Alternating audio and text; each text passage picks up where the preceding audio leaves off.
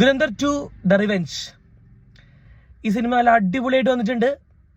As you all know, it's the continuation of the first part, the story in which Hamza Ali Mazari was taking down Lyari and എങ്ങനെയാണ് റഹ്മാൻ ഡേക്കിറ്റ് എന്ന അവിടുത്തെ powerful ആയിട്ടുള്ള വ്യക്തിനെ how his empire was actually been taken out by him and he was eliminated. അതാണ് first ഭാഗത്തിൻ്റെ ഒരു story വരുന്നത്. രണ്ടാം ഭാഗം എന്ന് പറയുന്നത് ഹംസയുടെ ആ ഒരു റെയിൻ ഓഫ് ദ പേഴ്സൺ അതാണ് വരുന്നത്.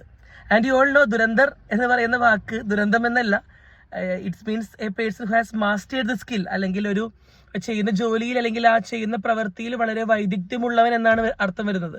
And the name actually comes very close to this Hamza Ali Mazari, who is actual name is Jaisith Singh, who is doing actually തൻ്റെ ഹോംലാൻഡിന് വേണ്ടിയിട്ട് ഒരു മിഷനിൽ പുറപ്പെട്ട ഒരു വ്യക്തിയാണ്.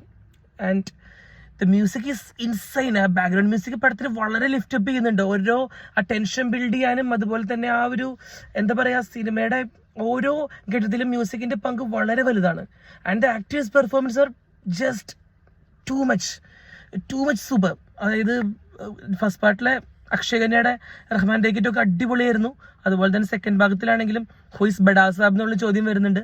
And the performance of the SP Chaudhary, that is Sanjay Dutt, and also ഈ പറഞ്ഞ Arjun Rampal, all has done their part well. അടിപൊളിയാണ്. മാധവൻ്റെ കാര്യം പിന്നെ പറയേ വേണ്ട. Actually he's looks like similar to Ajit Doval very much. ആ ഒരു മേക്ക് ഓവർ തന്നെ അടിപൊളിയാണ്. മാധവനെന്ന് മനസ്സിലായില്ലായിരുന്നു ഫസ്റ്റ് ഭാഗത്തിൽ. It was that much super. And all has done their part super. And this movie is actually ശരിക്കും ആ കണ്ടിന്യൂഷൻ ഓഫ് ദ സ്റ്റോറി ഒട്ടും ഓവർ ദി ടോപ്പ് ആകാതെ, അല്ലെങ്കിൽ ഒട്ടും ഒരു കൊമേഴ്സ്യൽ എലമെന്റ്സ് മിക്സ് ചെയ്യാതെ സ്റ്റേയിങ് ടു ദ സ്റ്റോറി, അല്ലെങ്കിൽ it's based on 2 story, you all know that. And that's been taken care of in a very efficient manner. അത്രേ പറയാനുള്ളൂ, കാരണം അത്ര സൂപ്പറായിട്ടാണ് പടം മേക്ക് ചെയ്തേക്കുന്നത്.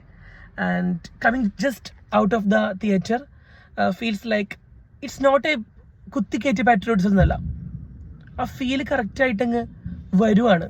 നമുക്ക് ആ മൂവി കാണുമ്പോൾ നമ്മൾ how we views this movie in the perspective, ആ ഒരു സാധനം അടിപൊളിയായിട്ട് കടന്നു വരികയാണ് ചെയ്യുന്നത്.